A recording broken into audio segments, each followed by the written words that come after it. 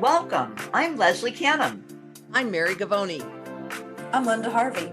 I'm Olivia Wan, and together we are the Compliance Divas.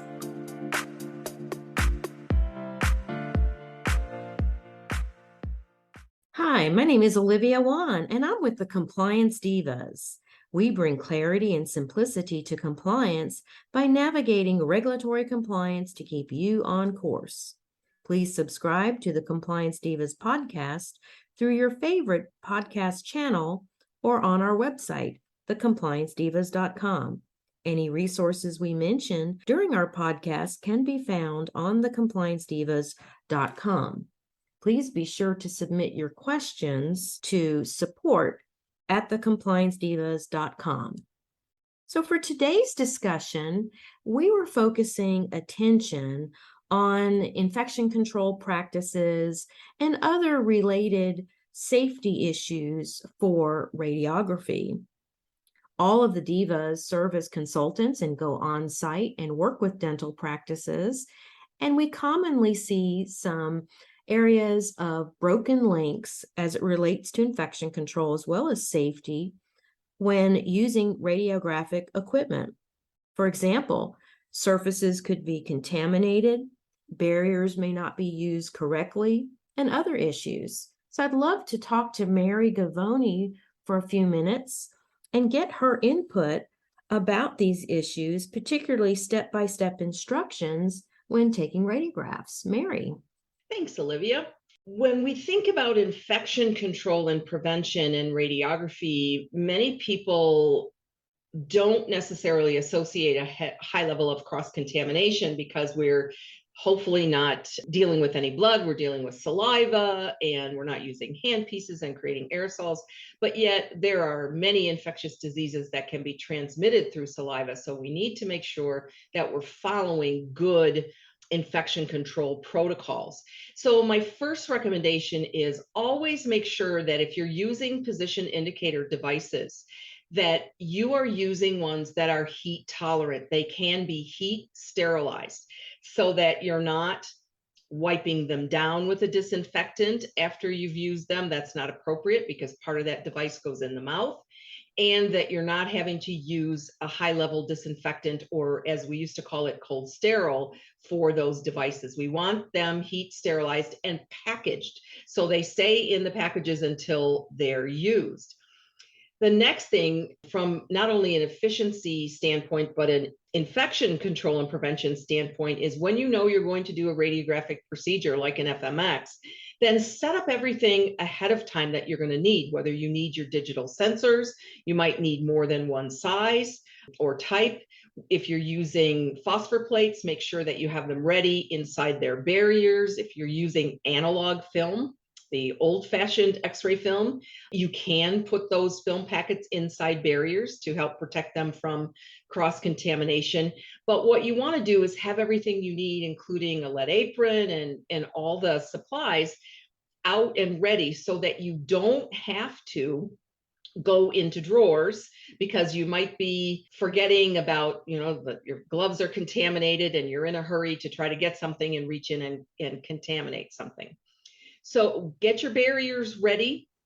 And it's important to note that whatever type of barriers that you are using, whether it's for phosphor plates or analog film or digital sensors, which are the most common now, that you are using FDA cleared barriers because they've been tested to make sure that saliva and so forth can't penetrate through. We all like to try to save money, and lots of people use food wrap on those devices, and that is against FDA regulations. So make sure you're using FDA approved devices.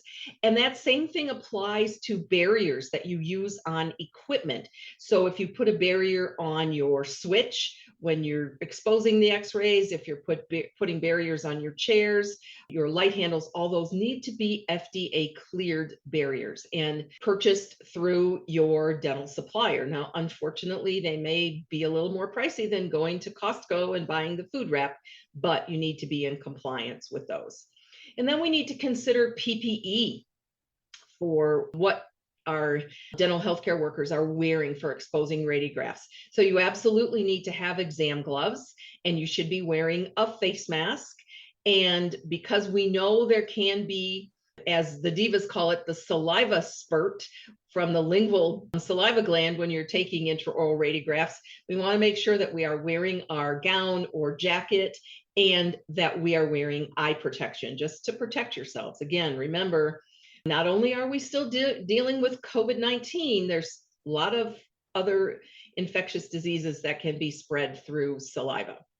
So when you're exposing your films, whether it's extraoral or intraoral, try to touch as few surfaces as possible. And this is especially important taking intraoral because you're in and out of the mouth so many times.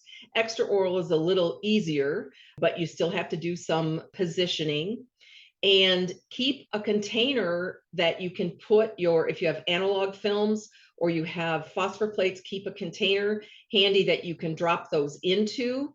And then when you get ready to process them, you can more easily transport them to either your scanner or into your darkroom.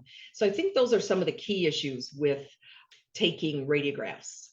Wow, thank you, Mary. You are so knowledgeable, and I appreciate you sharing all those points. I like how you pointed out about using FDA approved barriers. That's so important, even despite the cost, if they're more expensive. Also enjoyed how you mentioned the X-ray positioning aiming rings. Just because they're plastic does not mean that they're not heat tolerant. So we would look at the instructions for use, how to sterilize. And I'm glad you pointed out how they should be bagged and wrapped as well. Thank you also for mentioning the saliva spurt. And when you mentioned that, Mary, I was thinking how I had my teeth cleaned about a month ago, and unfortunately I have a sensitive gag reflex, and I usually don't eat breakfast before a dental cleaning. So I get in the chair and the hygienist said, well, it's time for your x-rays. And at that point, I'm like, we can't do them this morning. It might not be pretty. And so I was thinking when you were talking about the PPE, how, what if it's not only the saliva spurt, but it might even be a vomit spurt if you had me in your chair. So that could be pretty ugly. So thanks for covering all those points so beautifully. We'd like to now focus on some comments from Leslie. Leslie, what could you share with us about protection against scatter radiation and some of these other safety issues that are in addition to infection control concerns? Well, Olivia, as we know, scatter radiation does occur, and we give our patients a lead apron and thyroid collar, especially important when we're taking dental x-rays. Scatter radiation, I don't know if everyone is aware, because we kind of dismiss x-rays as being dangerous due to the faster film that we had and the digital x-rays, but some of the x-rays, the bounce back of scatter is about 30%, and it will travel in all directions. So we find that the studies show that it loses energy as you get further away. So 6 feet away, you've probably heard standing 6 feet away from the person you're taking x-rays from, or to where you have the button to take the x-rays. Now that's something that's very important to keep in mind. When we talk about using a lead apron and a thyroid collar are required in many states. And so check with your own state Department of Health Services radiologic branch, or whatever it's called in your area. That's what it's called in California. Because while there's been some information about lead aprons maybe not being as safe as they should be, we've heard that there are some studies conducted that show that the scatter radiation may even get trapped underneath the lead apron. And I'm going to attribute that to a conference we attended recently, the OSAP annual meeting, where Dr. Juan Yepes provided an excellent program. For those of you who couldn't attend, it is a recorded program, and he talks about this. So another thing that he talks about that is so important, besides knowing a little bit more about the fact that X-ray scatter radiation travels everywhere, is what can we do to reduce it? And he talked about using rectangular culmination versus the traditional round culmination of the X-ray heads. He further stated that the National Council on Radiation Protection and Measurements which is like their standards, their operating standards. We have CDC and OSHA has guidelines, and so the radiation guidelines, or so to speak, the Bible of radiation, states that rectangular culminators of X-ray beams shall be routinely used for periapical radiography. And then he further qualified that by saying 5% of the dentists in the country are in compliance with that. So it's important to recognize that we do need to protect our patients, we need to protect ourselves. And if we aren't using rectangular culmination, he said it's a very easy thing to switch to. And he didn't find it to be extremely burdensome when it came to the cost. Back on the collars, the thyroid collars, he also mentioned that thyroid collars for children are required because they're really very, very sensitive, and the amount of the KVP that's used, or the MA, it can be certainly affect children more than adults because they're so small. The other thing I wanted to make sure that I mentioned is on the lead apron, it should be cleaned regularly. And I'm guilty of this myself. I remember working in dentistry, and I figured if we didn't take x-rays, we didn't take bite wings, or we didn't take a full mouth or a PA, the lead apron hung inside the treatment room, and it got contaminated from aerosols that are generated during patient care. So whether the lead apron is used or not, it should still be disinfected after every patient. And that also leads me to the type of lead apron that you have, or non-lead apron, that if you can avoid having one that is fabric in the treatment room, it'll be easier when you use it on a patient. Maybe you can use the patient bib over the fabric apron as to prevent any of the saliva or aerosols from landing on that. But if it is fabric, I would not store it in the treatment room, and I would store it as recommended by manufacturers, hanging it rather than folding it. Certainly not folding it if you have lead, because it can compromise the lead shielding inside the apron, and you really can't see that. So you may have cracks that allow the radiation to get into or inside to the patient's skin under the apron, and you don't even know it.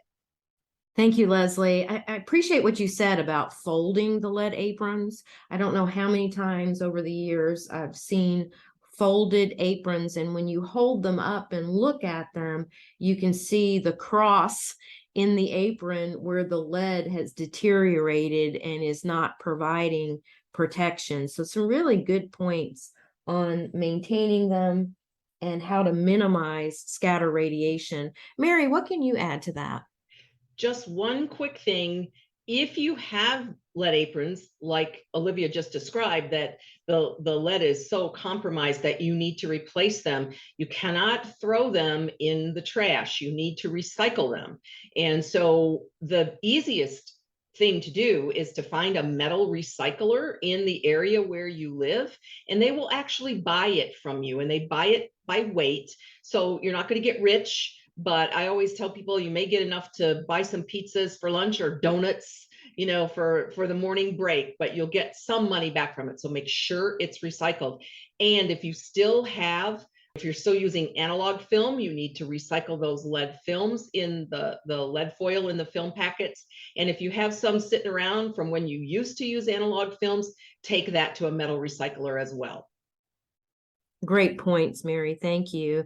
I also wanted to mention that you should check with your state regarding portable handheld X-ray systems, as there may be requirements for monitoring, additional training, and storage of the unit. So be mindful of that as well.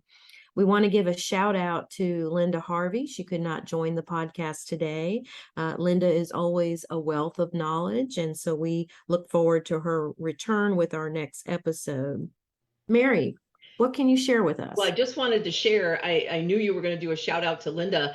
Our colleague Linda is doing something very challenging this week. She is part of a group that is walking the Camino de Santiago in Spain. So can't wait for her to come back and share some of her adventures with us.